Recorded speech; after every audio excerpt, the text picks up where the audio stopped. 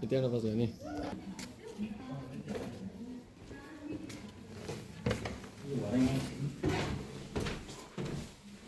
Sir Kedar sir ल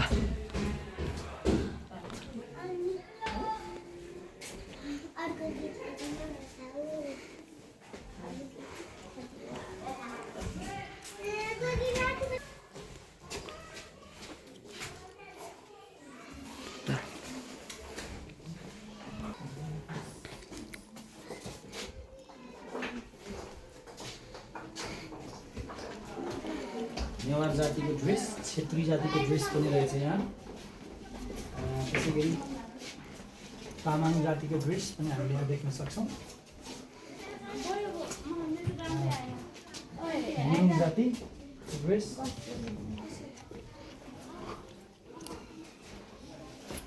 मगर जातिको dress छ यहाँ त चाहिँ छेत्री सर बराम जातिको चाहिँ ढाका टोपी यो चाहिँ चेपाङको ड्रेस छेत्री जाति हो चेपाङको ड्रेस हो द चेपाङ्स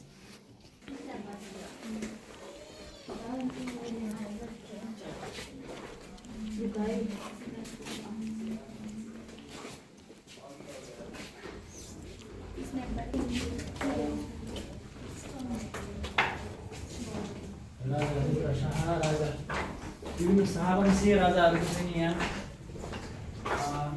रहेछ अभिलेख भनौँ या के भनौँ पृथ्वीपति शाह नरगोपाल शाह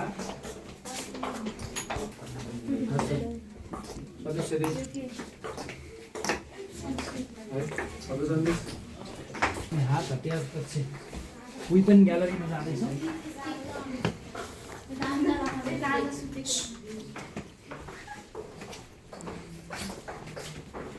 यहाँ केही परम्परागत नेपाली हतियारहरू राखिएको रहेछ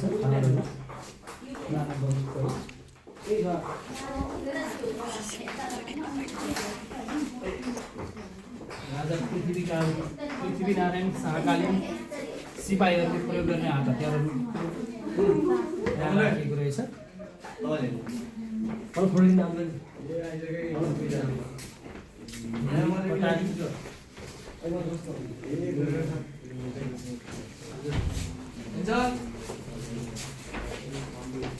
पृथ्वीनारायण शाहका निजी हतियारहरू भनिएको छ यसलाई भाला काठको लामो डिँडको टुप्पोमा बनाइएको तिखो र धारिलो धातुको हतियार हो भाला भनेको काठको लामो डिँड छ जसको टुप्पोमा तिखो हतियार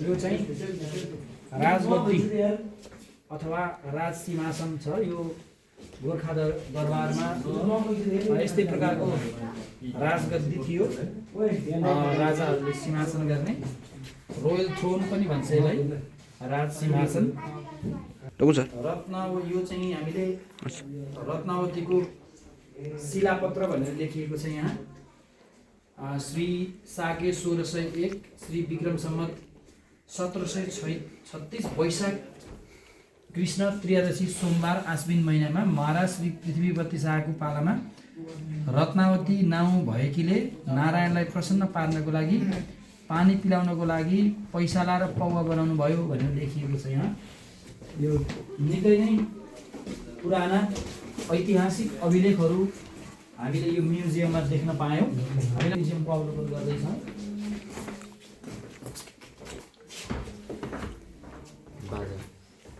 तानसिङ भन्ने बाजा यहाँ रहेछ हिमाली बौद्ध तथा बोन परम्पराका लामाहरूले धार्मिक सांस्कृतिक कार्यमा फुकेर बजाउने बाजा पानी चुलो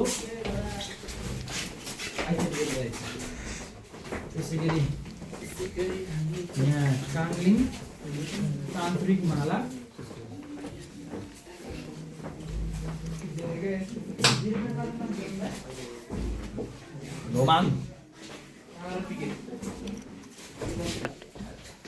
परम्परागत भाडा बर्तन कक्ष ट्रेडिसनल युटेन्सिल ग्यालरीमा प्रवेश गर्दैछौँ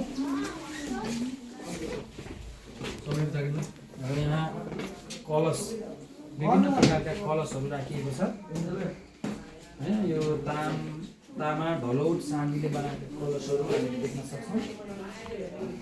त्यसै गरी यहाँ सुकुन्दा, घण्ट, शङ्ख, सिन्महु,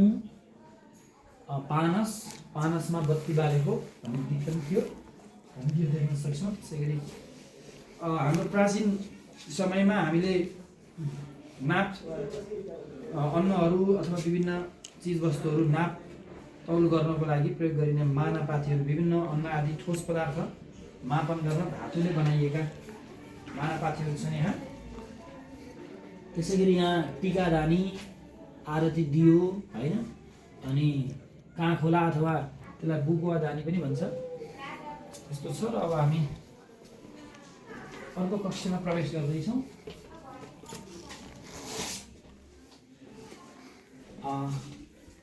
लिच्छवी चैत्य काठमाडौँ उपत्यका, लिच्छवी चैत अर्घौटा सल्यानटार, त्यसै गरी धादिङ जिल्लाको सल्यानटार क्षेत्रमा पाइएको चैत्य, अनि लिच्छवी चैत्यटारी बेसी उकालो सल्यानटार। अनि विभिन्न अब हामी परम्परागत बाजागाजा कक्षामा प्रवेश गर्दैछौँ। यो कक्षामा विभिन्न परम्परागत बाजागाजाहरू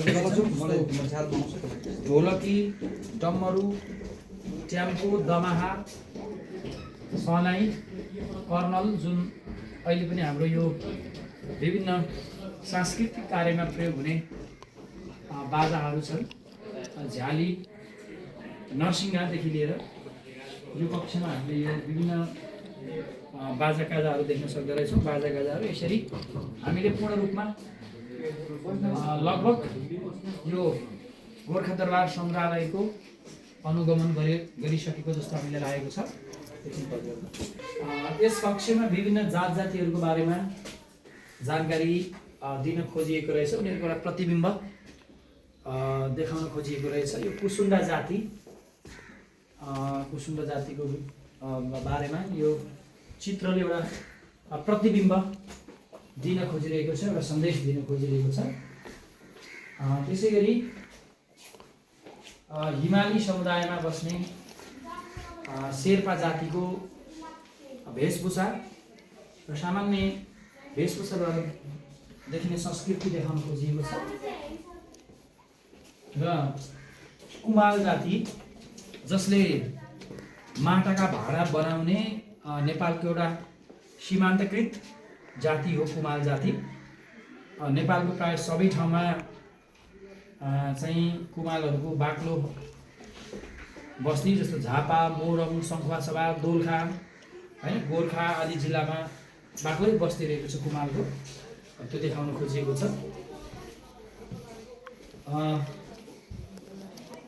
यहाँ चाहिँ कामी जाति, जसलाई हामी विश्वकर्मा जाति भनेर पनि चिन्छौँ, नेपालमा बसोबास गर्ने आर्य उत्पत्तिको दलित जाति हो।